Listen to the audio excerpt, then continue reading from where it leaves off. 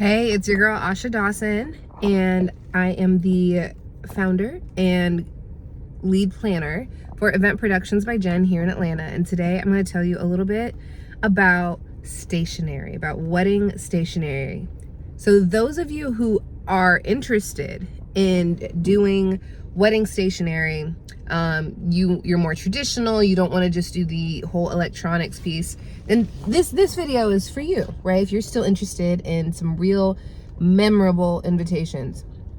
So I was on my way home today, and I stopped at Paper Source. Paper Source is one of those it's like a boutique store, similar to like a Hallmark store, right?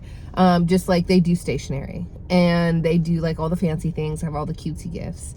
But I just wanted to share a few things to consider as you are planning this piece that doesn't really get covered very often. So wedding stationery is such a fun experience.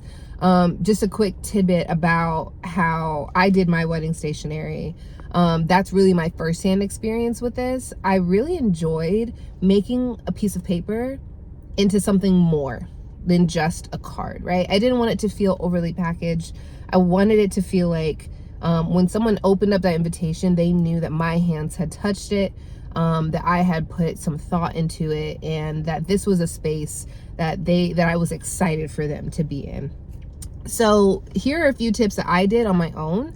I do want to note that there are extraordinary vendors out here that do this for a living. And shout out to Inked by Green, who is in my wedding collective. She does this as well.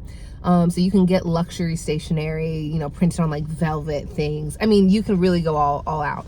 I was trying to work within a budget, and so I decided to buy my own materials, and my mom and I spent a lot of hours making it. So my stationery had a few different elements, and you can get a lot of these things from Michael's, what have you, Amazon, really, because they're simple things, but people to this day still remember the delicacy with which the wedding invitations were made.